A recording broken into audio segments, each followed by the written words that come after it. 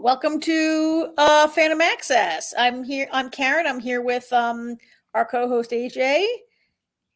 AJ, want to give the weekly welcome? Thank you, everybody, for coming to.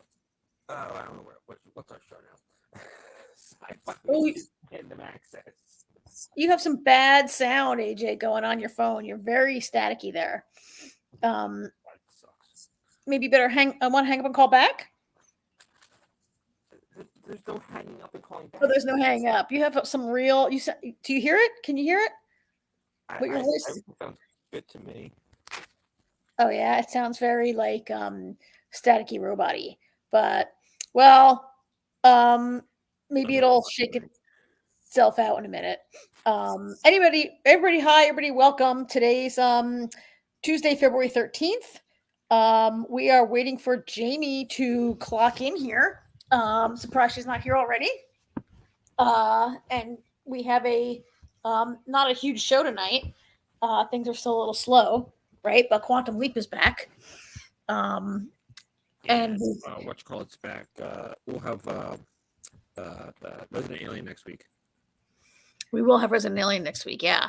And we're gonna recap a little True Detective, which we've been watching. And a few other things, maybe. I know Jamie's got a few announcements for tonight. I might have to send her a text message and see where she is here. She texted that she was going to be about 5 minutes late. Okay. Oh yeah, I see that now. So all right, I know she's been doing a couple of interviews and she's got a couple of announcements to make. As soon as she gets here, I guess we'll do talk about Quantum Leap first, because that is the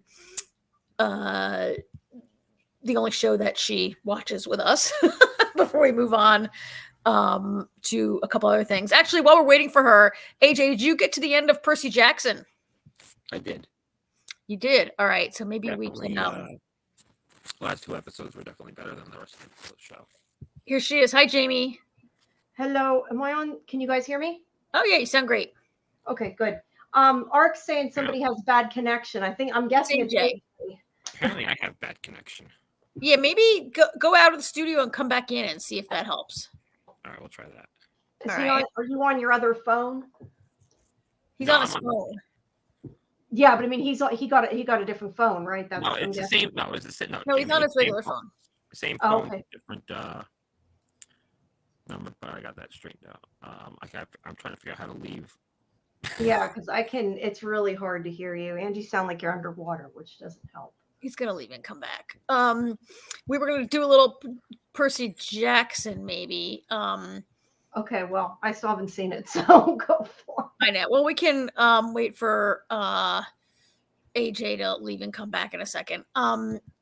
While I'm trying to load up some slides here, do some other things. Jamie, do you want to maybe talk about some of the exciting stuff going on over at scifivision.com? Sure. While AJ gets himself together? Sure. I just earlier posted the first of the Resident Alien. I keep wanting to call it Resident Evil. Resident Alien interviews with Corey Reynolds. And I have 2 more of those that will be going up hopefully tomorrow. And then tonight we're going to put it up right when we're allowed, at 3 a.m., Jill Roby's review of The Ones Who Live will be going up. So people can look forward to that. And then within the next few days, maybe tomorrow, depends on through all of this when I get done, I have The Ones Who Live interview that's got to go up as well. And then I just scheduled, which is sorry why I was late. My site was being shitty and wasn't listening to me.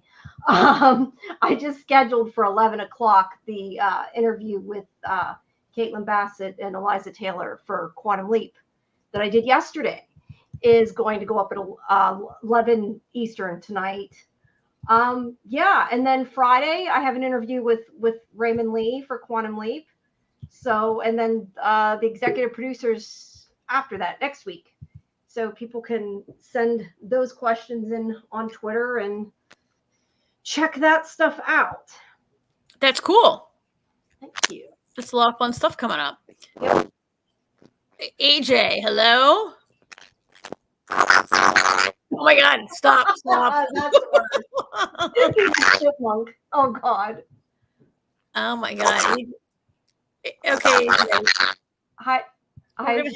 I was gonna say. In the meantime, we have a listener from York, England, Jason Kellner. So Wow. thank you for joining us all the way from England.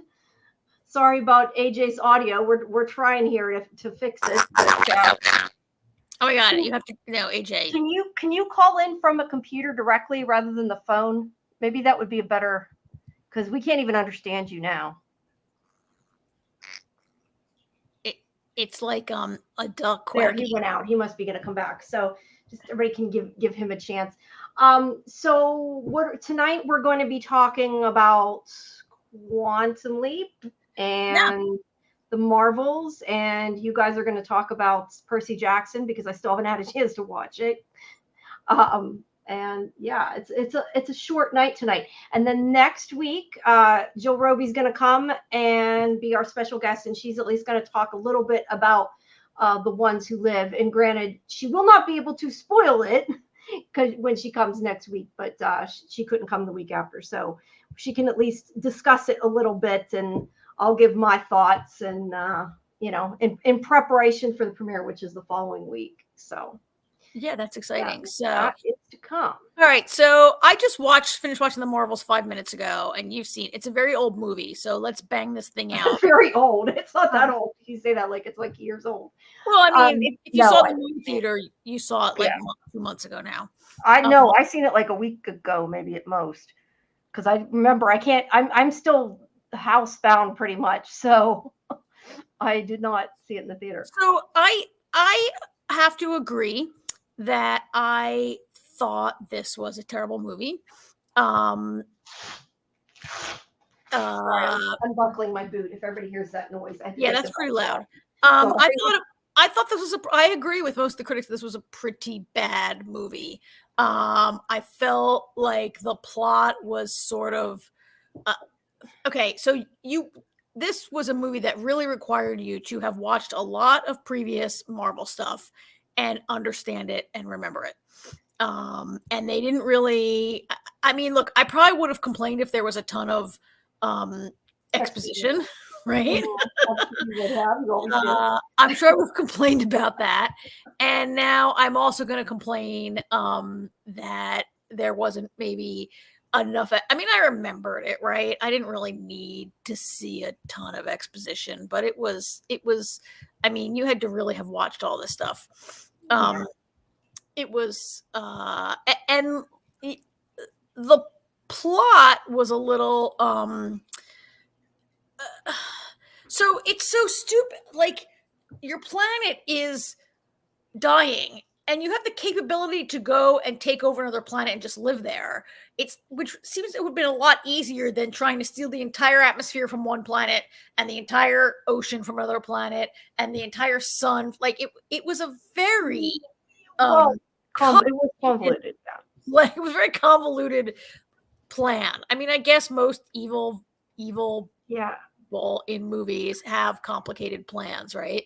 But it was it was really overly and there was also that part where the Kree are like, oh, they're calling, what do they call Captain Marvel? The Annihilator. They're like, it's your fault. So she destroyed the AI and that launched a civil war, right? Yeah. But it's not really her fault they destroyed their own planet, right? Well, okay, first of all, let me briefly tell you what I think, because I disagree with some of what you're saying. Okay. I agree with the fact that the plot is very confusing and convoluted and that you had to have watched different Marvel movies. I mean, it did explain, granted, what you missed, but it explained it very quickly. Hey, AJ. He sounded like a chipmunk again. But it explained it very quickly, and mixed in with the previous Marvel stuff was at least I think it was supposed to be new Marvel stuff about Carol's she's obviously not her real niece, but her niece. And I was confused because I finally figured out that was new, but the rest was old and it was kind of mixed up and it was confusing. That part I agree with. But I did not dislike it. I actually enjoyed it. I mean, it doesn't look, there wasn't tons of logic. I agree with that, but I found it very funny. I really like Kamala. We said it before, we like in her show. And I like the three women together. I like that it was like a strong, group of females. Did it make 100% sense? No. Is it the best plot? No. But it is also a Marvel movie. I don't generally go to a Marvel movie expecting to have, super detailed plot lines with twisty science fiction and everything. I expect to enjoy it and have a good time. And I laughed a lot. Yes, it was ridiculous at times, but I still thought it was funny. Like even a Flurkin, like eating the people and spitting, throwing them back up. Like it was totally ridiculous, but it was funny. The only part I would say that I could have done without was the singing planet. I thought that was a little too. That was the worst. Singing planet was the worst. That I did not enjoy. But everything else, I actually really liked it. I mean, like I said, it wasn't like my favorite Marvel movie ever, but I enjoyed it. And we have right now, Dan is saying that there's nothing on TV right now. Yeah, it's a slow week for our discussion this week. Although I watch HGTV and Food Network, so I can't say that. But yeah, I don't know. I liked it, but for a Marvel movie, was it my favorite? No, it was probably one of my least favorites. But I liked it. And I wish they'd have another season of Miss Marvel. I really like her the most. She's, I think, the best, and her family is awesome. But we've said this before. I mean, this is not a new discussion. We got a little static bug there. I think it's poor AJ. It's funny because you know how AJ was. Oh my God, AJ! I don't think AJ is going to be able to. Did you try calling from the computer? Or are you still on a phone? Well, you're gonna have to type in the chat. Yeah, we can't, AJ. We can't understand anything. You sound like a complete. Yeah, I don't know what's wrong with his connection. He disappeared again. We'll see. Maybe getting a lot of snow. Remind me though. I was trying to remember. Oh, okay. I was going to say what was the after credit scene. It was the other girl, her joining the X-Men Hawkeye universe. And the Hawkeye thing. Yeah, the Hawkeye thing too. I just feel, Jamie, that so the Musical Planet is a perfect example of, with each Marvel movie, I'm complaining a little more about the humor, and that I feel like they are I enjoy a well-placed joke and some good humor placed in a movie, particularly a superhero movie, but I have felt increasingly with each film that they're forcing them to be more comedic than they need to be. Yeah, I would agree with that. How that a lot of the funny ones. I mean, don't get me wrong, I love the serious ones too, but I like both. Something like that Musical Planet is like a perfect example of like writers forcing that part was too much comedy, and that's like unnecessary and not funny. And I did think by the end of it, the Flurkins like vomiting people up was maybe a little too much there near the end of it. It was over the top, but I still laughed, I think, every time. Yeah, yeah. Look, I would say this is more of a family friendly. I mean, because some of that, like, that's more humor that probably a teenager maybe would enjoy. Yeah. But I mean, like I said, I liked it. I thought it was funny. I liked the characters. It was just very light on plot. How much the villain. Sorry, I just wanted to really quick address what you were saying. They explained the whole reason she took the other planets because they were all planets that were important to Carol. I mean, that was why she took their atmosphere, their planet. So it did explain that. Did it make sense that she did that? Again, yeah, maybe not. But that's another place where this is one of those things where all the villain had to do was explain to them what was wrong, and they would have helped her. But that's nothing that happens a lot. This is another example of how every superhero villain and every like James Bond villain, like if you just annihilate a couple planets that Captain Marvel doesn't know about, you could totally get away with it. But you have to put your personal vendetta in there, and that's your downfall, right? Of course. I thought they could have done a better job with Monica Rambeau. She felt a little shoehorned in there to me, partly because she hasn't really been seen since WandaVision. And if you didn't know, you didn't watch. Yeah, I didn't remember her at all, other than from excuse me, from Captain Marvel. Mhm. Yeah, it was just, I mean, and you know, this is the biggest bomb that Marvel has had. Like Quantum Mania didn't do well. The Marvels is like acknowledged bomb. Like it did way worse than Quantum Mania, and it is like the bottom of the MCU. So they need to hopefully learn some lessons from this moving forward. But yeah, I enjoyed the little last scene with Ms. Marvel and Hawkeye. And if AJ were, he'd talk about the new movie that's in development, which is okay. It's not called like the young. I forget what it's called. It's not called like the Young Avengers, but there's a you know we saw like at the end of the Black Widow movie where the Julia Louis Dreyfus character is like recruiting the younger sisters, and she recruits that like bad Captain America guy, and there's like a new crop of like younger heroes. What was that movie going to be called? That is, I have no clue. I'm not the person. I'm going to Google it real. AJ's probably listening to us being like, "The Young Avengers. What are you talking about? I've mentioned this to you a bunch of times." But anyway, like I enjoyed that little ending there. You know how much AJ and I. And there was also all the X-Men stuff too. Yeah, I mean, maybe it is called Young Avengers. Maybe that's why it's in my head. It might be called Young Avengers. I did not like okay, one more thing and then we can move on from this movie. I really so the post-credit scene where Monica is on the other side and her mother is still alive, and the Kelsey Grammer character, I think his name is Beast, right? Yeah, I believe so, yes. I thought that was some pretty bad special. I thought he looked better in the Sony movies from like 20 years ago than he looked better in that scene. Well, to be fair, I mean, now I don't know because I'm not, obviously I don't work at Marvel, but I can kind of understand not dumping millions of dollars into character design for somebody that's going to be there for like 5 seconds of a post-credit scene. He's going to be. You have to remember, they can't use Sony's footage. Well, I guess they could. I don't know. Do they usually use Sony's footage, or are they not allowed? I mean, they could. You can do anything you want if you pay for it, right? But my point is to have him in a post-credit scene for a couple seconds.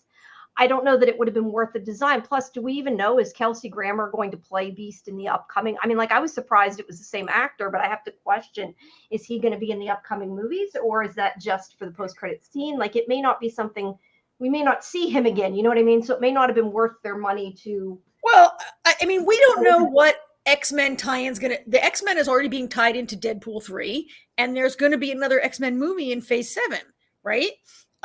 So will this character be in or not? I don't know. I personally, I think, Jamie, if I watched that on a 55-inch screen today, if I watched it on a 50-foot screen in the movie theater and paid $14 for it, yeah, I think you need to spend the money to make it look good, Marvel. Yeah, I'm just, I'm just giving you my reason of why I think they didn't. I don't know that that's accurate. That's just my guess. Yeah, well, you want us to pay $13 and you want to make $100 million or more off this movie, then like put in the effort. True, but the movie wasn't about him though. That he was in there for like a fraction of a second in the credits. That's the way I'm. Okay, but when you start to scrimp on shit like that, is a sign of why your movies are beginning to suck. Like, don't cut, like, excellence across the board. Excellence across the board, right? That's what I'm paying for. Yeah. No, I get it. I'm just kind of theorizing that maybe that was why. I know. You're not saying it's okay. So, yeah. And look, I'm getting mad, and I watched it. Yeah, don't yell at me, Karen. I didn't even pay for it. All right, I'll come down. We can move along. Let me try to put up my slideshow, okay? Okay. Let's see if I can make this work. How do you make it? What button did you press last week to make it the main? I pressed the wrong thing. You want to do present at the bottom, remember? Yeah, present slides. Oh, I want to share screen, right? Yeah. Just share the right screen. That's all.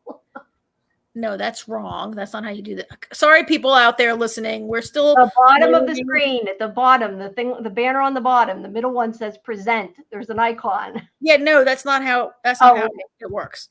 Okay. Well, you can press wait, let me see. Cinema layout if you want. Wait, let me see. Slide 1. Boom. It's not working. Why do we not? Why have I been on this? Let's do cinema layout. You can do cinema layout. That'll work. No, it's not working. The picture. Cinema layout's not working. Here, let me see if I can do it. You did it last week. Okay, banners. Do we want banners? Here's AJ. Oh, we don't have our ticker on. There's our ticker. Okay, let's see. Quantum Leap. There we go. Thank you. There we go. AJ's back in. Say a couple words. Oh no. No, AJ. Maybe your microphone's blowing on your phone. Yeah, I don't know. That's why I said. Oh, that's why I said go to the actual computer. He might have snow. AJ lives in a place. Well, okay, we heard you that time. Say a couple words. How about now? Oh wow, there. That's the best we've heard of you tonight. Technology. So, Jamie, did you curse me or something with your bad technology? Maybe. Not bad. AJ, did you watch the Marvels? We just finished recapping the Marvels. We had one thumb up and one thumb down. Yeah, pretty much. It wasn't as bad as all the hype, everything we heard online and everything. There was so AJ somewhere in the middle between me and you. Then it sounds like. Yeah, it was entertaining. I didn't think it was. Kamala Khan it was great. Amani Valan, she. Without her, I think the movie is awful. I honestly, I think I was more excited about the post-credit scenes than I was the entire movie. So yeah. And that cat, the stupid cat scene was just dumb. That annoyed me. It went on way too long. I said the same thing. It was like enough was enough, and they kept with the. And it just kept going and going and going, and it just never stopped. Did the kids like it? Did the boys like it? Damon loved it, but Damon loves everything. And he's like 11? 10. 10, yeah. Already kind of felt about it like I did. Yeah. So. Artie's like a burgeoning. Artie's been raised critiquing shows alongside you. The fight scenes were pretty fun, especially when they were first learning how to work together. When they couldn't work together, when they were just kind of blooping in and out, that was pretty entertaining. Yeah. But yeah, the post-credit scenes were the best. I love when she goes to see Kate Bishop. I thought that was pretty funny, and seeing Beast as Kelsey Grammer as Beast. The CGI was great for that too, but I kind of missed. I was just complaining that I thought the CGI was terrible. For that. I thought that looked great. I thought he looked better in the old movie. Well, no, I agree. Because it was CG rather than a person. I thought the CGI looked great, but I think I prefer him actually being in the costume. That's a better way, I think, to describe it than right. Yeah. And I think the practical makeup looked better than the CGI. Listen, I don't care about anything other than June 24th. What's that? Deadpool. That's Deadpool. Oh, okay. Deadpool and Wolverine. Okay. So what Carrie was asking, what is the name of the young Marvels that or young Avengers? The name of the show coming? I don't know. That's who knows when that's going to happen. Then I guess we didn't make anything, right? That's phase 7. That's yeah. Okay, now you're echoing, Karen. Or I'm echoing through AJ. Yeah. That's every time you talk, Jamie, it echoes on my I hear static. Okay. Sorry, I do it now.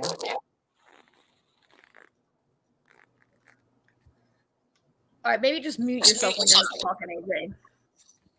Why is it my fault? Jamie's staticky. No, it's not me. It's that I'm echoing through yours, and so is Karen. You both are. We're both echoing through your line, I think. Karen sounds fine on mine. I don't know. I don't hear myself echoing now. I just did the one time. All right. Well, let's try to observe some good microphone hygiene. Yeah.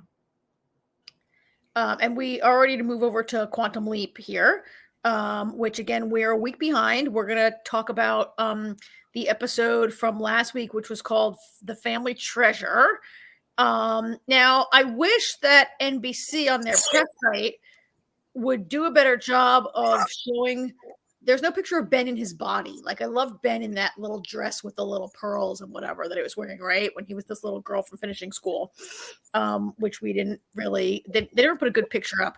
I can't, Jamie, because you're presenting, you have to advance the slides. Oh, okay. I never hit present, so Oh wait, I don't know. Oh, I don't know how to do it. Like I can do it. It's fine. What is there another Quantum Leap one that I'm unaware of? yeah, like there's like 5 slides of Quantum Leap because I have all these pictures, but I can't move That's it to the under next. overlay. I'm not under. Let me find out what you're under. I don't think I can do that. I think only you can do that. I was under the overlays. I wasn't under. Like I have the new picture, but I can't make it show. No, I know. I'm just saying I don't have any other pictures. That's not. It must be on your end what you uploaded because it's not showing on mine. Okay. Why am I so bad? I don't know. It says Quantum Leap. I think people can figure it out. No, I'm going back and trying to do this. Well, all right. Anyway, I'm going to try this while we. I just picked it under banners. That was all I did. All right, I'm going to try to do this while we talk. But anyway, so this is like the Indiana Jones kind of episode, where. Did you just put that back up? I just put that off on purpose. No, I did not touch anything. I ain't even touching it. Anyway, this is like an Indiana Jonesy type of episode where Ben bloops back in time and he's in the body of a young woman who the father has like left he's left like a treasure map and an adventure for his daughters to solve. And there are these 3 sisters. It was kind of a fun episode. I mean, I kind of enjoyed it. Did you like it? Yeah, I enjoyed it. I enjoyed it. I thought it was kind of a fun. I mean, I did think it was definitely an Indiana Jonesy kind of a thing, right? Yeah, and it was definitely like a one-off, episode. It wasn't really much mythology or anything, but it was good. I liked it. Well, I can see the picture on your icon. You know what I think it is, Karen? I don't think you're on stage. I think you have to put yourself on stage or something. I'm on stage. I don't know. I give up trying to figure it out. Because I don't see it from my end. The only thing I can do is put Quantum Leap on. We can at least have that. But that's as much as I can do from my end. All right. I can do it another way, actually. But anyway, so sorry, I'm distracted by this problem here. So they go, I guess the 3 girls, like, so in this episode, Ben is one of 3 girls who, like, are always, the 3 sisters don't really get along that well. They're 3 very different personalities, and they're not, like, in sync with each other. And then they decide to go down to Mexico to do their little Indiana Jones journey to find, like, a treasure. And it's not really clear what according to Ziggy, the one sister in the original timeline, the one sister went by herself and she died, right? So disappeared. What? She disappeared. Oh, she disappeared. Okay. I mean, I would have. Okay, she disappeared. I would assume she died, but yeah. We would assume that she died, but yeah. And so the lesson of this is kind of about family, like family togetherness, family whatever, right? Yeah, I thought it was pretty good. You're right. It was kind of one-offy. It was kind of like not, it was fine. My complaint, if I have them, are the usual complaints about not having enough of Ben in the body, not having enough of Ben, like, trying to be a woman, those kind of things are the things that I tend to I agree. Get a little irritated about. Not irritated, but okay, here's what we're gonna do. Watch this. How's that? Can you guys see that? No. What are you showing us? StreamYard is showing my whole slideshow now, right? Nope. No, that's why I said I don't think it's shared with you. I think like you're putting it on, but I don't think it's sharing it. Yeah, I'm sharing it. Man. All right. Well, I'm glad I spent my time working on this today. Karen. It's you. According to the thing, you're not added to the stage for the slideshow. That's what I said to her. I didn't think she was, but I couldn't remember how to add her. So. Now you're added. It still doesn't work. Well, wait. Now I might have to hide that. There you Oh, go. look. Yep. Now. Okay, they're the three sisters. Like, I would love for that picture to be him in the dress, right? So I enjoyed all. We never saw it unless I missed it. We never saw what she looked, what Ben looked like as the other sister. We did, but it was very, very brief. Oh, really? He got her in a reflection or something. I forget. Yeah, I missed it then. He saw a reflection in a mirror, and he saw the picture on the wall, but we saw him wearing pearls and a skirt. Yes. Right? Like, he goes to, even when he goes to Mexico, in the woman's costume is like saddle shoes and jeans or whatever. I just always would like to see him be a little more awkward as a. I agree. You know, it was. Dracula always did a wonderful job as that. Like, yeah, the number of times he was a woman. I remember the one episode when Scott Bakula, he was a mom, and I remember him getting undressed in the night and taking the clip-on earrings off and everything. He's like, why would they wear these? He's like, these hurt. Yeah. Yeah. I was gonna say Art thinks this episode was a little cheesy. It was, but it was, I don't know. I thought it was fun. It was fun. Like I said, it wasn't like really, connected with the rest of the story going on, but that's fine. Okay. That's not a bad thing. But Addison was along for the ride as the hologram, and the entire time she's not telling Ben that she's planning to elope in about 5 minutes. Like, as soon as the mystery's over, she's going to elope. Jamie and I had this long talk about this, the three of us on chat, I guess yesterday, and maybe we can just put that aside for a second, our thoughts on Ben and Addison, until we talk a little bit more about this episode. It was a little, I mean, Ark is not wrong about it being a little cheesy. They have the obligatory, they're in a cave and there's a skeleton of a dead explorer, and I have one question for you, because this I didn't get. This irritated me, and this is, I guess, to do with the cheesiness. But do you remember when it flooded? Yes. Did it actually flood the building they were in? Because they ran out of the building and stood on the rock. And to me, it looked like, from what I could tell, unless I missed it, the water was not in buildings. Like, it was on the ground. They could have just stayed where they were instead of running, unless I totally missed a little piece there. The water was about 1 foot deep where they were hiding, right? It was not. Why did they? That's why I didn't get why they ran. That part was a little. But other than that. They don't have the budget. It was a bit predictable and cheesy, but I still liked it. They don't have the budget on the show to bust a dam, right? So, and then let's hold off on that guy. It all ends up okay. And the end of the mystery, they find, the father has done this bait and switch where the real treasure is family. Oh, and the girls are like, let's be friends. And then, oh no, the real treasure is at home with family. And it turns out these cheesy looking diamonds that they bought at Party City were in the wall all along, right? They seriously looked like they were from Party City, those diamonds and rubies. Well, I don't think they're going to use real diamonds on the show. I don't think real diamonds are used on any show, but I've seen many shows where jewels less plasticky. Jewels look a lot better on a lot of shows. Yeah, I mean, the entire episode was predictable. I figured from the beginning that the whole point of them going on the adventure was to bring them closer together. I mean, that was kind of obvious, I thought. Yeah.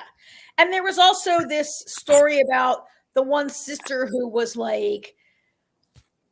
I wouldn't even really call her particularly mad. She was not non-binary.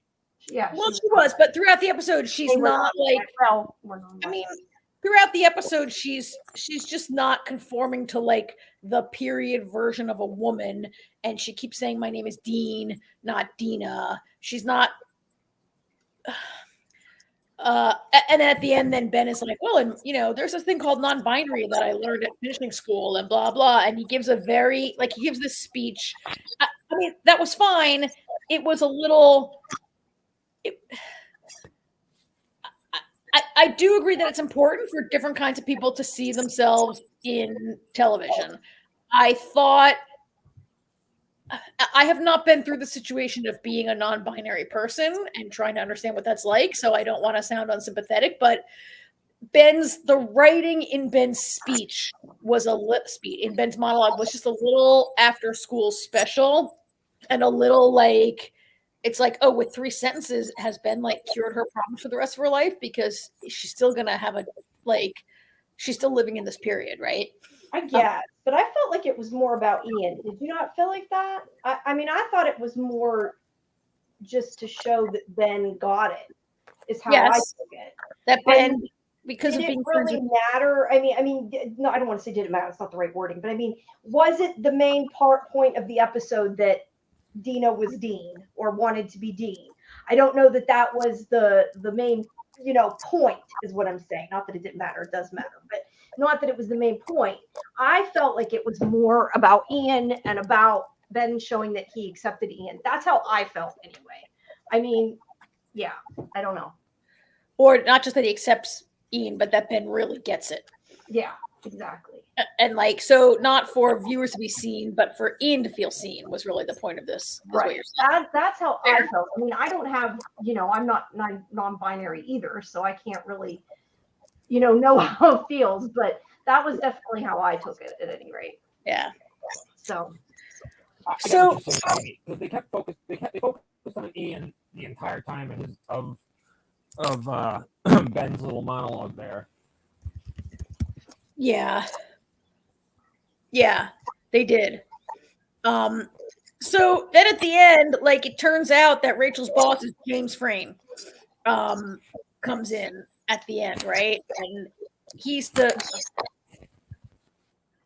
we got all this. I'm experimenting with muting you guys just to see what it sounds like when I talk. I'm not. Anyway, James Frayne comes in, and it turns out that he's Rachel's boss, and he's like the billionaire who has been like, yeah, it's AJ's mic. He's the billionaire who's been like bankrolling the code that whatever his deal is. I thought it was a little like this is a top secret government facility, and they just came waltzing in. Like first Rachel's in there. I'm like, how'd she get in here? Like, don't you have to be escorted by police and have a clearance or whatever? And then is his name Gideon? Is that his name in this role, or did he play someone called Gideon in a different movie? I'm looking. No, it's Gideon. It's Gideon. I'm like, how did Gideon come waltzing in here? He just can't. Like, what? Why is he in here? Like, how does everybody just like, walking into? Powerful, he can do it. No, I mean it was a little. No, really, like you can't just come walking into Quantum Leap, and he does. But whatever, he's clearly evil. Sorry for our new friend Jason Kellner listening from York, England, but pretty much on this show, if he has an English accent, he's going to be evil, right? Like I disagree with that too. I feel like usually the hot guys have an English accent. Well, yes, hot guy. Yes. Also, if you're hot, you might have an English accent. If you're a billionaire, you have an English accent sometimes, too, yeah. right?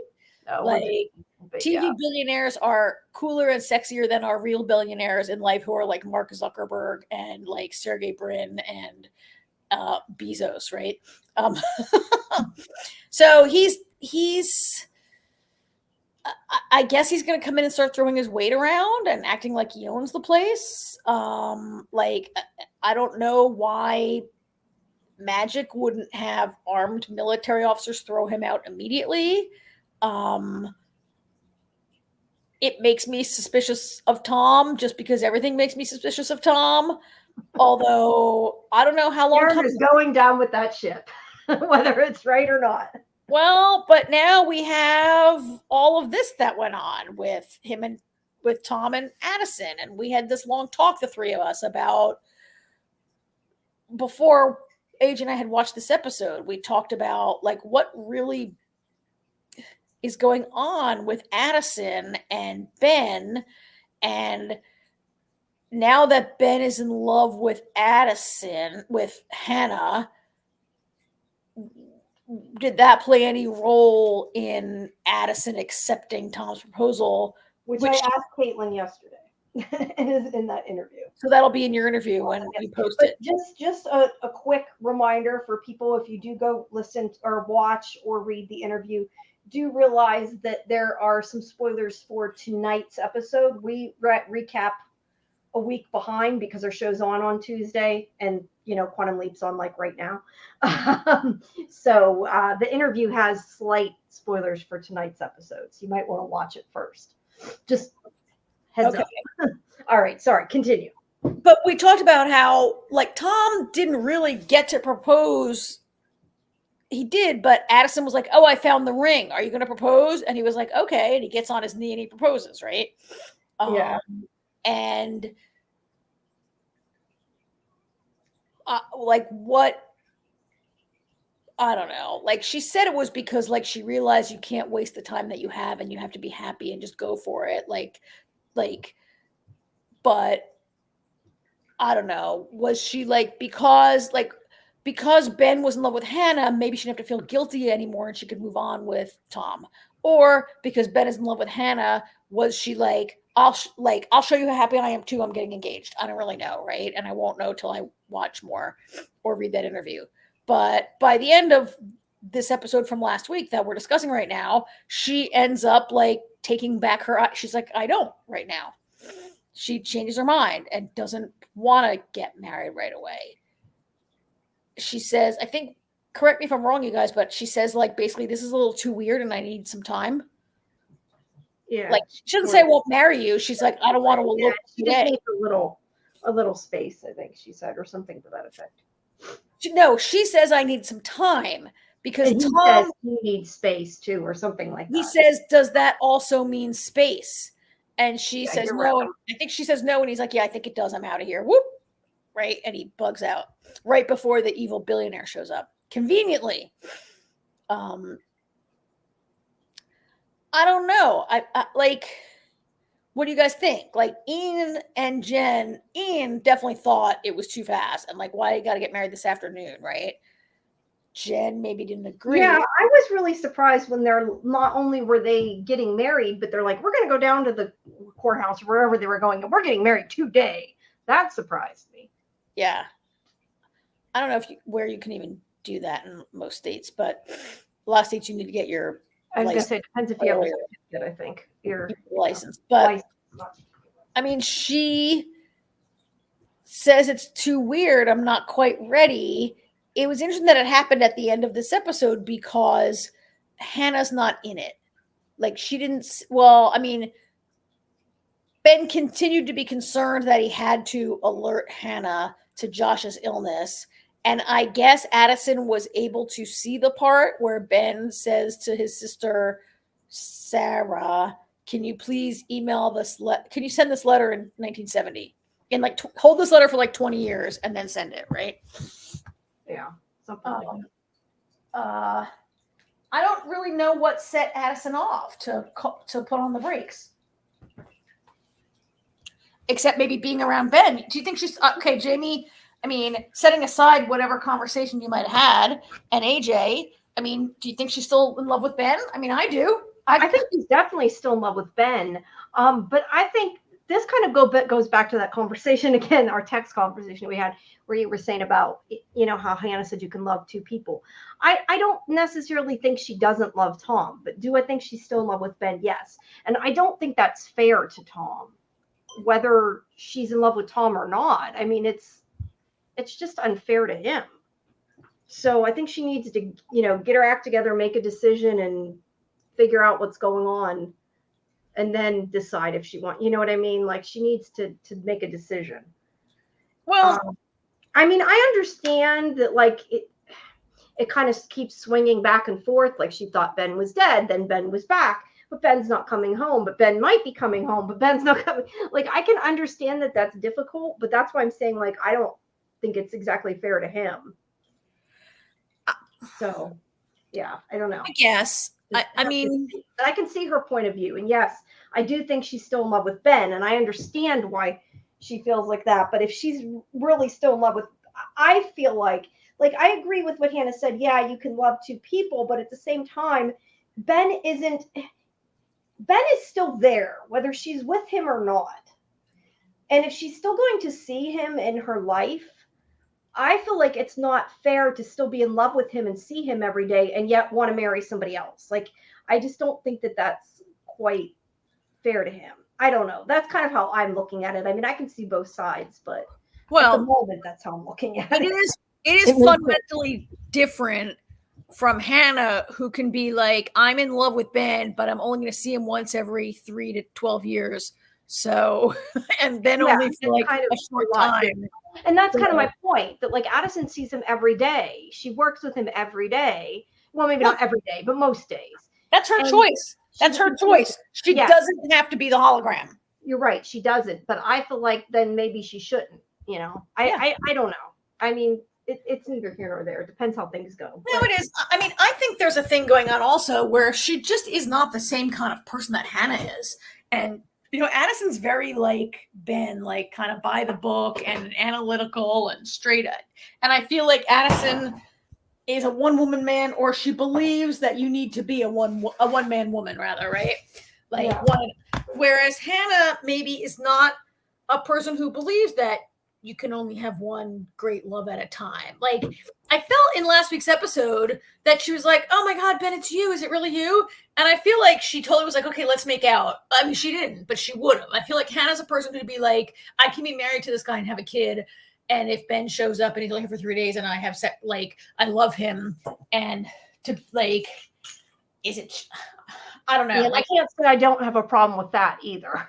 I mean, she didn't do it. It didn't. No, she didn't, but she seemed like she would have. And that to me, that's not fair because she loves him and he's going to be gone. And it, for her, I think maybe it's not incompatible with her marriage. Right? Yeah, I understand it. I get it, but it still sucks. So I don't know. I mean, the whole situation sucks. You know.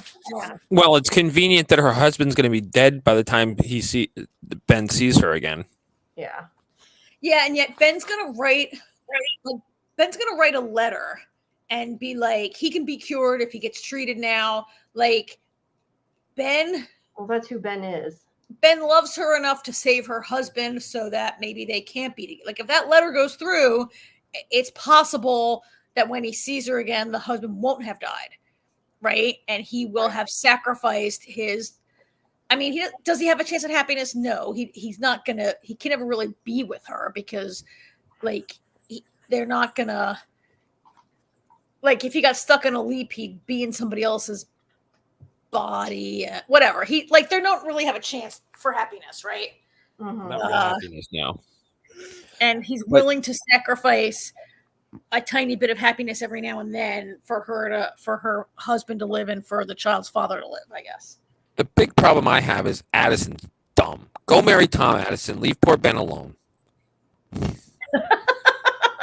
Except Tom's evil. We know Tom's evil. We don't know Tom's evil. You suspect Tom's evil. Arc 54 and I know he's evil. But he doesn't have a British accent. I don't know. I have chosen to die on this hill in other shows before, and I've been wrong, right? We've been through this before where I had an idea about a character and I stuck with it to the bitter end. I was like, I don't care, AJ. Sansa's definitely gonna whatever, right? Like, I have so many characters that I choose to. I still got a bad feeling about that guy, but I agree with you. Leave poor Ben alone. Addison, leave Ben alone. No, I agree. I agree that I think that it's the problem I have with Tom being up to something. It's too cliche. I really hope that it's not the case, just because it's too obvious if it is, which is why I understand what you think. Okay, yeah, Michael agrees with you. Michael Day in the chat agrees with you. AJ's right.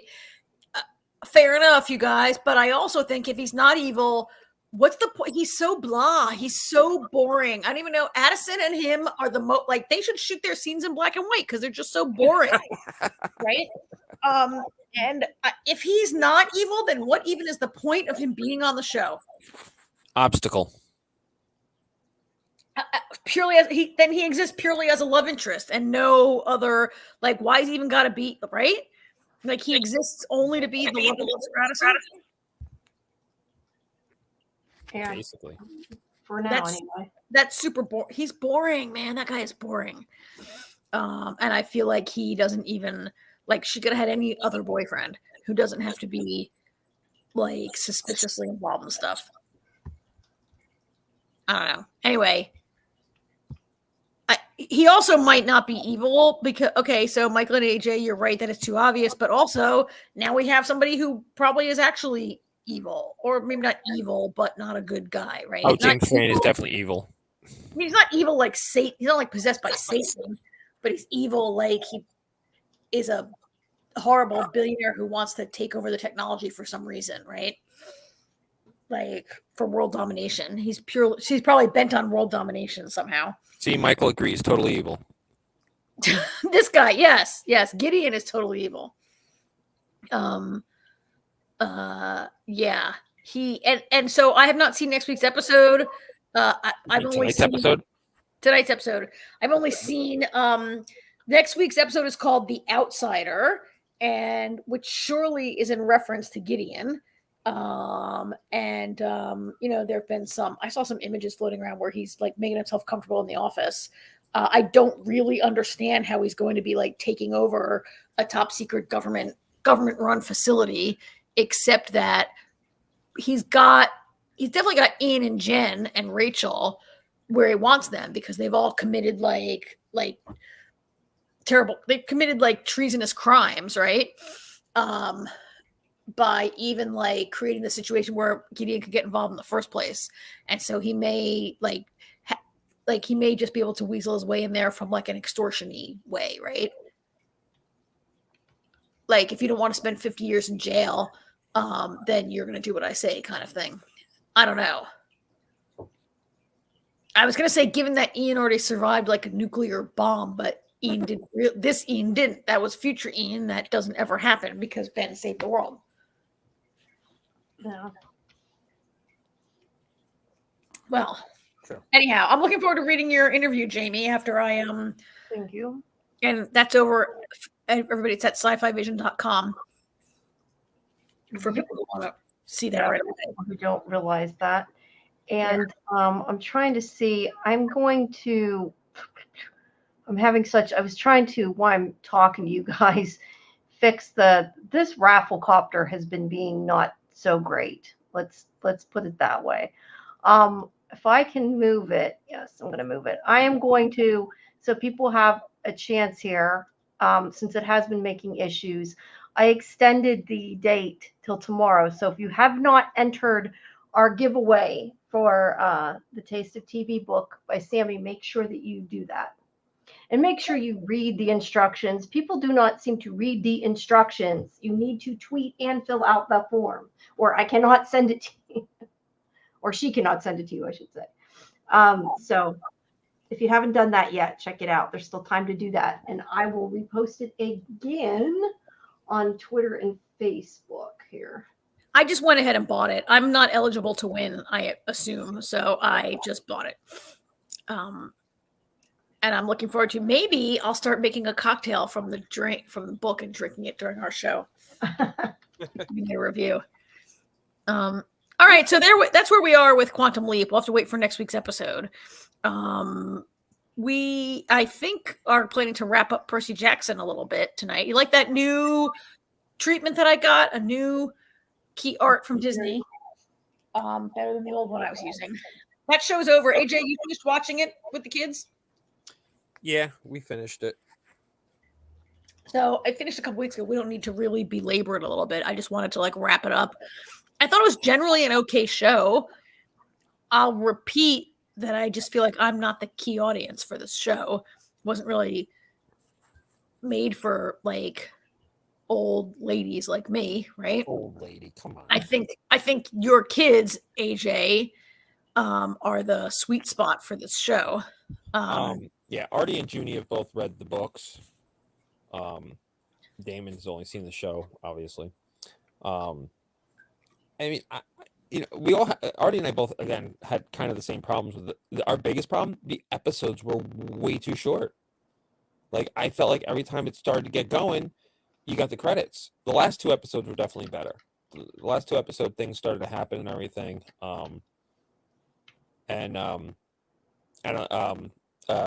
on a more somber note, that was Lance Reddick's last role, was playing Zeus in the finale.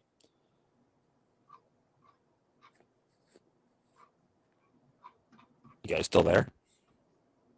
I'm still here. Yeah, sorry. I just put together a little bit of summary of the last few things since the last time we talked.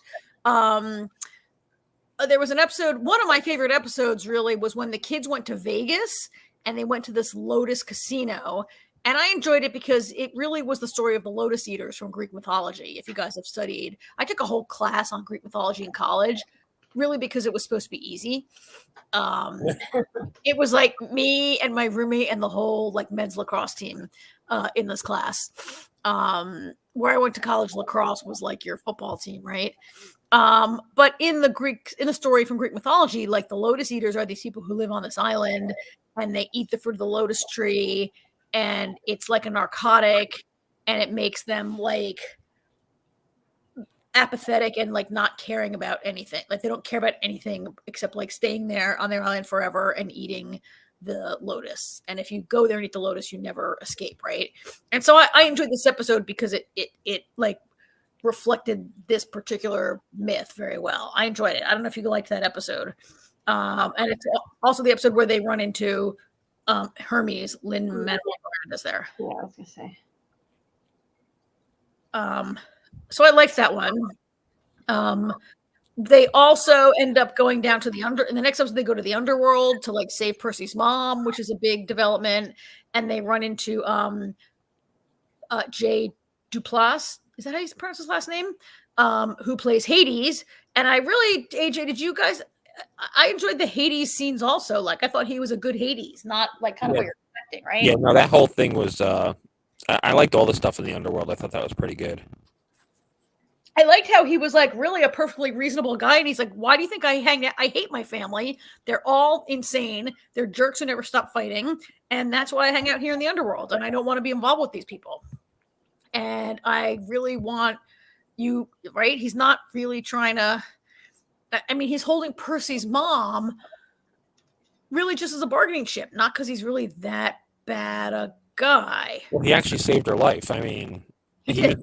She's a bargaining chip, but she would have been dead had he not done what he did. Yeah, he saved her from the Minotaur, right? Yeah. They eventually get to meet Zeus. Lance Reddick was so well cast as Zeus, wasn't he? He was great. Yeah, he was.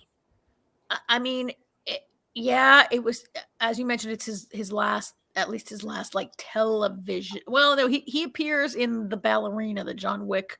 Oh, that's right. Show that's coming, right? I understand he appears in that, and he might have another small movie role coming. I'm not sure, but this is among the last things he shot, and he was a perfect Zeus. Yeah, he was really good as Zeus. I liked it. Yeah.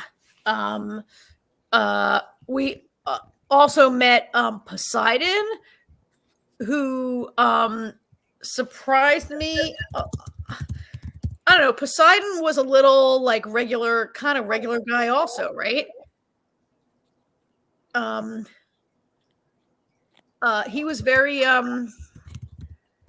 don't know, he was very normal guy. He didn't, I guess he didn't carry himself as the heavyweight that many of the other gods do, right?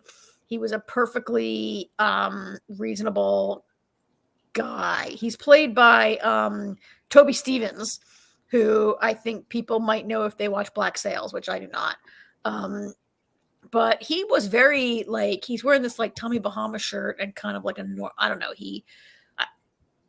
It's interesting how a lot of these gods in this show are sort of like very normal person-y. Anyway, he turns out to be a good guy. So they met him. Percy goes to camp. He goes back to camp. He's a hero. It turns out this guy who like he thought was his best friend is actually like the lightning thief, right? Yeah, Which Luke. Probably that was a big twist for people who have not read the books or so for Damon, who's neither read the books nor seen the movie, was that a surprise to him? Yeah, he was like, what? Everybody else knew it was coming, right? Yeah. Yeah. He turns out to be the lightning thief. Oh, that's the last slide I have for the show. It's been renewed. We got word, I think, yesterday that or recently that the show's been reviewed for season 2. Yeah, it was either yesterday. Actually, I think I saw it night of the Super Bowl that I saw that it was renewed. Okay, so it's coming back. I don't know. I think it'll be a while. Being renewed doesn't mean they've actually written any scripts or anything. I mean, okay, the books, they have the books, There's so a book. they have the books to go by, but you still need to write all your script. I Yeah. mean, it'll be a good year before anything comes out, right? I have not read the books, and the first movie was the only one that was ever made, right? So yeah, there's nothing to, like, unless I'm going to go read those books, which I'm not. I would watch this show again. I one of the main things, I think, the amount of time, how much is the kid's name is Walker Scoville. All these kids are going to grow so much in the next 2 years before they shoot it again, right? That's the main obstacle to these kind of shows, I think, where you have like tweens as your stars. So we'll see what happens. They might have to like Tall Walt. They'll all be like Tall Walt. Well, it's like I can't wait to see Resident Alien tomorrow and see what the kids look like. Oh my god. Oh, they've grown. I'm sure they have. Yeah. Show's been off so long. I actually before we move on to True Detective, there was a Resident Alien marathon on SciFi Channel over the weekend, I guess, and I caught some late episodes, and I like barely remembered it. It's been so long, I like couldn't even remember. It's like also going to be, I'm not sure if it is yet or not, because it sounded like maybe they changed the date, so I don't want to say yet, but it's also coming to Netflix, the older episodes. Oh yeah? Oh, all right. That announcement. Actually, he talks about it in the interview. Let me see if I can find it by looking it up. So people who want to catch up on the first 2 seasons before they jump into this, they could quickly catch up and then move. Yeah, I'm trying to look. I'm not sure if it's there yet, but I know if it's they're recently added. Yeah, it is. Okay, it's there. Well, at least season 1 and 2 seasons. Yeah, it's there. Yeah, because they said they weren't sure about the date, but I mean, it's showing up when I search it, so it must be out now, I guess. But so yeah, watch it first there if you want to. Well, you know me, I always save a season finale on my DVR, and I keep it for when it comes back. And so I will be watching.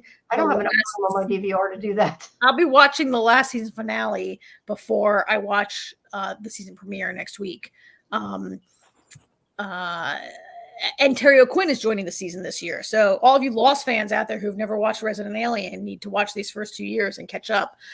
This is a show that I remember how I didn't like it at all in the beginning. Like season 1, the first like 4 episodes, I was like, this show is terrible. I hate this show.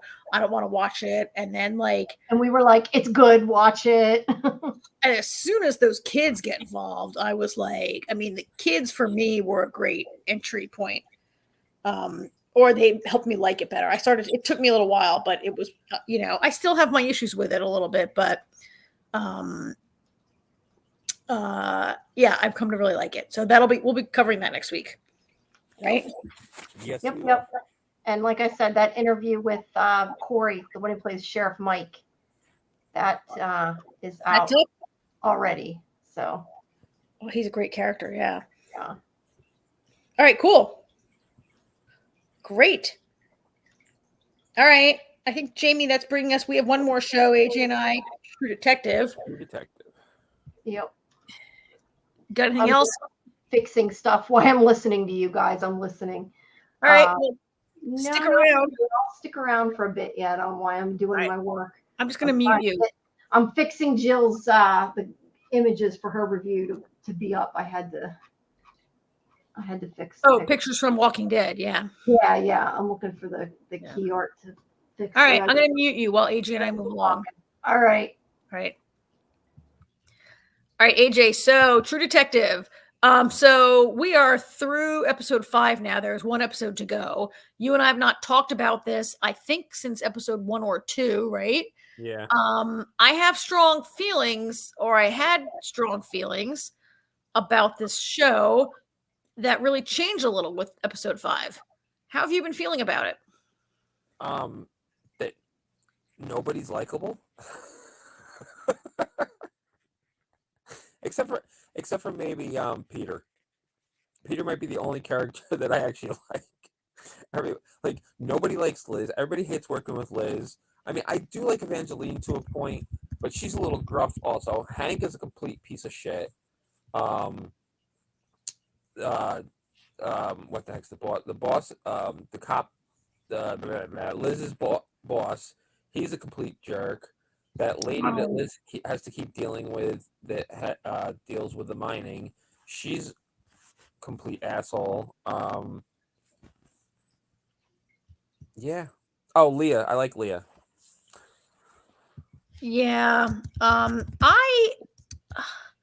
so granted, a lot of that changed in 5, but I mean, we talked about this before, that the characters, one is more unlikable than the next. And even like, okay, so I like Leah, but Leah was, cast, she really was sort of like a recalcitrant. She was like an annoying teen, not a troubled teen, because Danvers is not the most like understanding and friendly stepmother that she could be. And when she's yelling at Leah to not wear her indigenous tattoos, and not like, she's being racist, right? Of course, but she thinks she's like expecting more from the kid to get out of this crap town, or like, but she like she definitely like has like, I mean, it's definitely racist. She definitely thinks that the native people are like a lower, like, why do you have to get out of there? Why is that not a good life to stay there, right? And she also like, I don't know, she's like, I mean, I guess it's kind of like you always say, AJ, like villains don't think they're being villains. Like parents don't think they're being bad parents, even when they are, right? Right. I'm coming around a little bit. So I have just a few things here. I just love this picture that HBO put out of like Danvers and Evangeline together. This is from like episode 1 or whatever. I'm coming around on Navarro. I have also found her very unlikable, but particularly the first 3, but in the second 3, you start to get to know her better. And she talks about like what her mother went through, like running away from Alaska, and like how she was raised. And like Navarro's been through some things, right? And then Julia dying, Yeah. I mean, you see a lot of emotion from her there, right? One thing that's been bothering me that I haven't liked, so like True Detective is always a really twisty case, right? Actually, this picture is interesting because she's got the photos around her that are like in the spiral that's become. And like the spiral is part of like what's becoming a problem for me. Like I was out the other night and I was sitting with Tom, our old co-host from Twin Peaks, and we both felt like this show was losing us in the middle, because it was becoming too supernatural and too weird and getting too far away from the possibility of being like a legit crime, or a legit story. And like the more people who think they see a dead relative, really, it was in episode 4 where they go into the dredge, and at the end you see Evangeline like sitting staring at a Christmas tree, and she's bleeding out of her ears, and that is not mentioned. It's not mentioned at all in episode 5. Like there's no like Deborah's being like, holy shit, what's wrong with your ears? Go to the hospital. What's that all about? Right? And like this whole like weird, like it was just getting like too much for me with all this weird. And then in episode 5 they pulled it back to like a real crime investigation, right? There's my girl Evangeline, who I'm starting to like better. Before Hank's demise, he says, you guys need to know, I didn't kill Annie, I just moved her body. Well, why don't you tell us who killed her then? Because that would be nice. Yeah, right. I mean, all that hinges on this guy this guy is not Clark. He's Heiss. He's Heiss. This is the guy that I don't forget where this guy even came from, but he's a heroin addict who apparently was like. This is where this show is kind of a problem. The young detective, his name is the son. Hank is the father, and the son is Peter.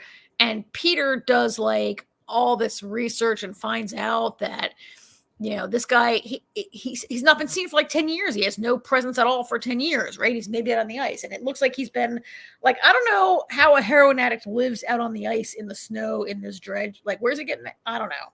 Like, there seem to be some missing pieces in there, but at any rate, it all hinges around like her finding this guy. He's the guy at the end of episode 4 who says they're in the night country now. And then, in the next episode, he's like, I don't remember saying that. I don't know what's going on. But I enjoyed how episode 5 came around to be more like a real case. And it turns out, come to find out, like, as you said, Hank's like, oh, I didn't kill Annie. I just moved her body. Turns out he did so at the behest of the girl who's the executive of the mine, whose name is, is that Kayla? Is that her name? No, Kayla is the wife. Kayla is Peter's wife. At any rate, this woman who is the director of the mine, apparently, like, she's, we're not surprised maybe that she's really behind a lot of this stuff. But it was she who, did she pay Hank to move? It's not really clear how she promised Hank that if he helped her with Annie K's body, she would make him chief of police. But that got away from her when Connolly made Danvers chief of police, right? It all really came into focus why he hates Danvers so much for the last 5 episodes. And she's going to coerce him to kill Otto Heiss. That's his name, right? The drug addict. That scene was crazy. That is not how I thought that was going to go down. Did that surprise you? Like, I didn't think Hank would. Wow. That was crazy, right? Wait. You're muted and I can't unmute you. There you go. I didn't realize I was still muted. Like, I didn't, that scene was crazy. I totally forgot that Danvers had given Pete the keys to the house till he showed up in the house. Yeah, well, as soon as, everything was going down, I'm thinking Pete's in the back, in the shack in the back. He's going to hear the gunshots. I was like, so he's definitely going to show up. I had a bad feeling he was, and I love the way the scene played out because I had a bad feeling that he was going to shoot his dad, but I like the way Danvers was telling him, think, be smart. Think, be smart.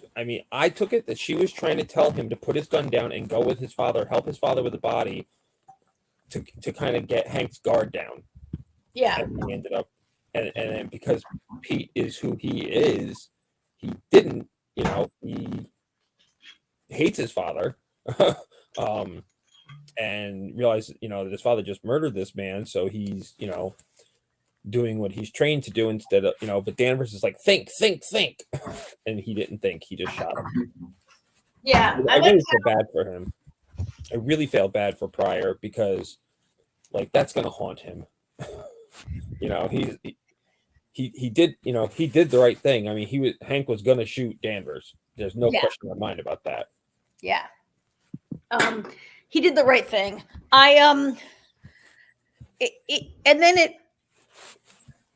It made sense to me how, so they've never really outright said or explained that Hank was a bad father. But when he hit Pete, when Pete comes into the house and takes that box of files, and then later he when he hits Peter, I think it goes by Peter, not Pete, but when he hits Peter for taking it, and it really is kind of a, it alluded to me. I'm like, oh, was he abusing? Maybe not abusive, but definitely disciplined that child physically, right? That was nothing the way he just hit Peter in the house that night. Remember that scene? Yeah, no, I remember it. Uh, I mean, it's always been pretty obvious that Hank's a piece of shit. I just wasn't expecting Pete to be quite as involved in. So it's like I feel like there's another shoe to drop though. Like Hank moved the body, but I don't think whoever killed Annie is going to be who we think it was. You know what I mean? I'm worried that it might be someone we haven't met yet. That it's just going to turn out that the mine lady is the big bad behind it, and that she just had some rando kill Annie, and then, or maybe she killed Annie, and then had See, like, that's what I'm saying. I feel like that's what they're setting it up for. I think I'm expecting for a little more of a turn. Like if it turns out that Ted killed her. yeah. Oh, Ted killed her by mistake, and that's part of why he. Well, I don't know if it was by mistake, but Yeah, I just feel like there's going to be another shoe. yeah. Another thing that surprised me. So, like you say, like you feel bad for Peter having shot Hank. It's going to haunt him, and yeah, because Peter's not that guy. He would never shoot someone unless, like, he really believed he was going to shoot Well, yeah, Dan. he had no choice. Hank was going to kill Danvers, of course. Yeah, And Hank was like, I need you to know that I only moved her body, whatever. And even like he raises the gun to Danvers, and Peter raises his gun, and and Hank says to Peter, he says something like, "Family's more important. I want you to remember that." Like he's blood is blood. blood is blood. I want you to I can't remember, want you to remember that, or I want you to remember that after. But Something. he's basically like being like, Peter, you have to. He's like, go along with this. Like, I'm your father. Blood is blood. So this is happening, and you have to like let it happen. You have to, right? He definitely. I mean, of course, he doesn't think that Peter's going to shoot him. I was surprised afterwards when Evangeline is like, okay, this is what we're going to do. We're going to clean it up. We're going to move the bodies. Blah blah blah. And Danvers is like, no, we can't do that. Evangeline says, look, this kid, we can't. The kid is going to go down. And when Peter says, no, you're right, we do what she says, I'll clean up. Like, it was a little surprising only because he seems to be pretty straight and narrow, and Danvers has been training him to be a good cop. And like for a split second, it's like, oh, is he going to turn himself in? Is he going to say, no, I have to turn myself in? And he's like, no, you move the bodies, all clean. I think what he's starting to see is not everything's cut and dry, and I think that kind of is the whole point of the William, I think, is the guy that Evangeline and Danvers made look like a suicide. Yeah, Wheeler. Wheeler, yeah, William Wheeler. Because I mean, that guy was such a bad person. I mean, 10 times that they had to make a visit there, and every time the girlfriend was like, "No, no, everything's fine. I ran into a door," Yeah. before he finally killed her. Yeah, and then my one problem with this whole show, not problem, but the whole ghost thing, and Yeah. now Evangeline seeing things, and that's where they're losing me. They're losing me there. yeah, me too, because and like I want to know what they're pointing at, because they're all pointing. Even the little kid pointed. Yeah, That was weird. That's where they're losing me, because that's not what this show is. True Detective has always had like a true, even when it flirts with like some, like all of season 1 flirted with like Lovecraftian stories and stuff like that. But in the end, it was just like a true killer, right? Who might have believed some crazy shit, but it was a killer. And this, like, we've had multiple people who see their dead loved ones, and I mean they're all like indigenous people who express like a belief that the dead are not far from us, and that this is a place where the veil is thin, and like I'm down with that they have these beliefs. But the way that we keep seeing like ghosts, basically, like with the orange rolling around out from under the bed and stuff like that, and just seeing the dead people, and I mean, and we kind of have really stalled on the mystery of why these guys were naked and frozen on the ice in the night. And Yeah, Connolly's got the story that it was like a flash avalanche. well, yeah, that's a cover story. right? And like all this like weather related nonsense of how it killed them. Um, like, yeah, I mean, this show always tends to go to like conspiracy at the top. Not always, but several seasons have, right? Um, I mean, in terms of not being likable, I feel like okay, so there's Hank, loser Hank, who I can't believe I felt sorry for that guy last week when I felt a little sorry for him when his Russian mail order bride Oh, like I laughed my ass off. well, Come on. everybody knew it was coming except him, right? Everybody Yeah. knew, even he knew. I think it was coming in some sense, right? Well, it was like the week before when he was like, oh, he's like, he's like, I got a little extra money. I can send some money to you. And I'm thinking, you moron. Like, and then he is not coming to see you. and then later Peter's like, you didn't send her any money, did you? Yeah. Yeah. I did think like there's been some there's poor Peter. I'm not good with my slides tonight. We talked about him a lot. There's this scene where Leah is like says to Danvers, "You know how many babies have died stillborn in the last 3 months?" And she's like, "Yeah, this one." And Leah's like, "No, 9. Like 9 babies been stillborn in 3 months. Like the mine is poisoning us. The mine is killing us."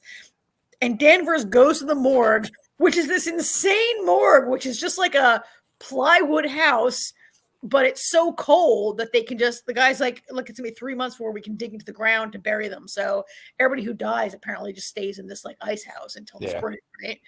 And that Danvers comes there to see the bodies of these babies was like a huge, like a huge move for her character. She's so closed off since her own child died, right? And which we still don't know how. I mean, the husband died also, so I assume it was a horrible accident, right? But we don't know. We don't know, but some type of horrible accident. But that she went to see these 9 little coffins of these 9 little babies was kind of I mean, surprising to me because she's just not that person. I mean, I guess it's necessary because it looks like the denouement of the season is that they're gonna have to go after the mine, right? It's all coming from the mine. That mine is getting closed.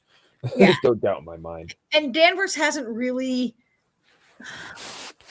She hasn't been concerned about what the mine is doing because her water's not running. Her water's clean, right? And she's not from there, and she'll get out someday. And she's really, I mean, I guess as one who lost her child, she can really empathize with these moms who've lost their babies, maybe. And that's the weird thing. Like, it's, I don't know. Like, Danvers is like, Danvers knows that the mine is wrong. She knows it. But she's so stuck on being a cop and serving and protecting and everything. It's like she can't bring herself to, to really be like, yeah, I'm not going to help you guys because this is wrong. And I don't care if they spray paint your building. No, she even like the first thing she says when she goes out there, she's like, "Oh, so that mess at the mine, the protest, that wasn't my police. That was the state troopers that screwed that up. Like that has nothing to do with me." Yeah. She's like, she's not even like she's not. She's and it's weird. I want to see, I mean, there's only one more episode. Is there 6 or 8? I believe there's only 6. Next week is it, I think. Weren't the other seasons 8 though? They might have been, but this one is not. What was my point? About her husband. So the thing that gets me is her husband was Native American, and I want to learn more about what happened and everything because it's weird. It's like she wants to care for Leah because she's, her dead husband's daughter. But like you said, she just it's like she has this. I wonder if he died because of something with, with some kind of if her husband was some kind of activist or something, and maybe that had something to do with his death. Because like you said, she's, it's like, I guess the best way to put it is she's unknowingly racist with the way she makes these comments to Leah all the time, which is what strikes me as funny, because you wouldn't think she's racist when, she was married to a Native American. So it's like, I almost wonder if that's what kind of turned her opinion on things, which is why I want to learn more about her history. Well, and so they were not, I don't know that her husband and child were killed in, I forget the name of the town that they live in, but she was sort of like banished to this town by Connolly. And he says it was promotion to make her chief of police, but she was sent out there because she was like a pain in his ass or whatever, right? Yeah. And so they weren't living here, or like, I don't know if they were living Ennis. It's called Ennis. I don't know if they were in Ennis when her husband and child were killed. And where I'm going with this is like, so she's married to an indigenous Alaskan, and her stepdaughter is, also an indigenous person. But if where they were living was not a place where she had to be part of an indigenous community, maybe, right? Like maybe she was living in, I don't know, like, so I'm not from Fairbanks or Anchorage, but they're larger cities with more probably, urban, I don't know. Like, I'm not like, okay, so there are a lot of people who are racist and don't know that or don't think they're racist, right? And like their life is not about like being in the Klan, but like they're just like spouting microaggression all day long at everyone around them. In Danvers' case, it's not micro, it's mega aggression. But she doesn't think she's a racist, right? She just thinks she wants better for her kid or whatever. But she's I don't know where it kind of came from. And she's been very like she goes to the mine when Leah spray paints it, and she's like, oh, let her off the hook. She's been very acquiescent to this mine. And like now when it turns out that maybe these 9 babies are upsetting to her, or maybe when she's learning that this like it's the one murder that really is like turning her against this like the mine's been polluting everyone. She kind of didn't care. But the one case she could never solve, the mine's behind it. Now the mine's going down, right? Now it's about Liz Danvers. Now the mine's got to go down. When the mine was just about poisoning everybody except for her, she maybe didn't care that much. But now that it's this one case, I don't know. Like she's in this scene, this slide I'm showing, she was a little more likable, but it doesn't like absolve her many faults, right? No. What else I got here? That's it. That's the last picture I got. So let me see if I can figure out how to stop presenting. I don't know if I know how to do this. Oh, I know how to do it. I'm just going to remove it from the... Yeah, boom, there we are. How do you like my new picture? Oh, you can't see it. I got a new avatar. Is that Speedy? That's Speedy, and the picture I took, it just got her eyes perfectly. So they were like... Yeah. There's this beer called Elysian Brewery, and their logo is a tiger with lasers coming out of its eyes, and that's Speedy in that picture. She looks like she's gonna shoot lasers at you. Cool. So one more episode of True Detective. I hope it can swing it back. Like this 5th episode gave me a little hope that it could have a good ending and not be like too annoying with this. But the whole supernatural thing is not like, it really bothers me, that part where Navarro was staring at the Christmas tree and bleeding from the ears, and it's never mentioned again, right? Like, what? She didn't even go to the doctor. That scene was weird to begin with because the way they flashed it, like she's talking to can't remember the guy's name, the guy upstairs, Otto, yeah. At the same time, she's coming around the corner talking to Evangeline. So it's like, why are they doing this like she's in 2 places at the same time? Like, I thought one scene and move on to the other. Like, that was weird. I thought the same thing. It'd be one thing if they cut from that scene and then she finds Evangeline, but then they cut back to her and Otto, and then back to her and Evangeline, and I'm like, why? Like, that's poor. That's bad editing, I guess, maybe. Well, maybe they did it on purpose to make you think she was in 2 places. Actually, my first thought was, I was like, that's my first thought was that the one with Evangeline wasn't Danvers, that she was like seeing shit, but that wasn't the case because then the episode just ends. So, and then the next episode picks up, and Otto's in the loony bin. I mean, I kind of thought like they could. So Evangeline is sitting there; she's bleeding from the ears. Like, what's going on? And they never address it. And I thought, okay, like those guys who were found dead on the ice, they were bleeding, and could it be they talked about changes in pressure? But in the previous episode, Evangeline picked a fight with like 6 miners, and they beat the shit out of them. That was awesome. Right? It was only 3, but that was fun. That was all right. It was awesome, but could she be bleeding from inside? Could she be hemorrhaging in her head from having the shit beaten out of her? Right? Like that's a possible explanation, but they just don't. So I just looked it up, AJ, and the first 3 seasons of True Detective all had 8 episodes, and this one is 6. This one is 6, yeah. I'm not sure if we need 8 or not. Like, I wouldn't want 2 more episodes of people seeing dead people and being like, I see dead people, right? Like, I don't need more of that.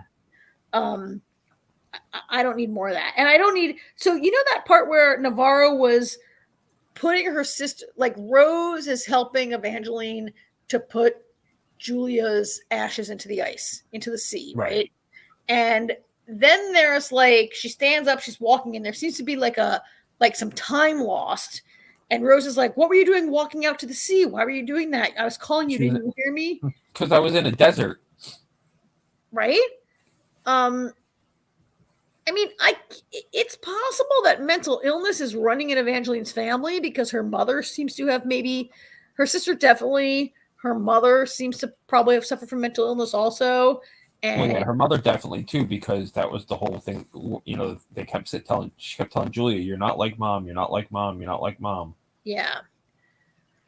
But I just don't think like Navarro could be be such a good cop and so with it and together and then have these moments where she's not. I mean, it's just the whole supernatural paranormal thing is just too much for me. It needs to be reined in, and they need to and unfortunately that means next week when they wrap the mystery, as you said, there's so much that's unspoken. It's going to be the whole murder of Annie K is going to be solved in like 5 minutes of one episode next week, right? Yeah. Well, I mean, they've got a pretty good head start considering, now that they know Hank's involved and they need, and they know that they need to go to the caves. So the pieces are coming together for them finally. Yeah. We'll see. Oh, that reminds me. I think probably my favorite scene of these past couple episodes is when Navarro flips on Danvers after Danvers tells her that they pulled the plug on the investigation, and she tells her, you carry Annie now. And she I thought that was that whole thing with Evangeline was great. I love that scene. Yeah, that was pretty great. She's she's been mad at Danvers for years for dropping it. Yeah. And then it looks like Danvers gonna do it, and then she drops it, right? I mean, Navarro's right. She's like, you carry Annie now. It's like Danvers got her hopes up and turned out not to be the person she thought she was gonna be again. Right? Danvers did cave really easily. Yeah. Well, to be fair, Ted did threaten her with the Wheeler killing. The Wheeler deal, so. I mean, we know because we saw the flashback. We know that it was Navarro who shot him, right? Yeah. Yeah. And but partly because she saw the ghost of the dead wife and that made her shoot, right? Like she sees the ghost, right? In that scene? Yeah, but we don't know until we just found out in, I think, the last episode. And so do you think that Navarro knows that Danvers covered the whole thing up and flipped all the pictures and she has to. She has to know. Navarro knows, right? Because she shot him. Well, she shot him and there's no blowback on him. Yeah. And that was before she got promoted to state trooper. She was working for Danvers then. Yeah. I mean, I liked that. I liked it in itself because it showed that Danvers really, her affection for Navarro and her loyalty to her person. And this guy Wheeler, was a piece of shit that does anybody deserve to die? I don't know, but he was a bad guy. It's no loss. And what Danvers did for her, right? And it actually it makes sense when you see later after Peter shoots Hank and Navarro goes right into like damage control and Danvers is right there and they've done it before. And it's funny because Peter like just figured it out and he was very judgmental when he figured it out, right? Mm-hmm. Like he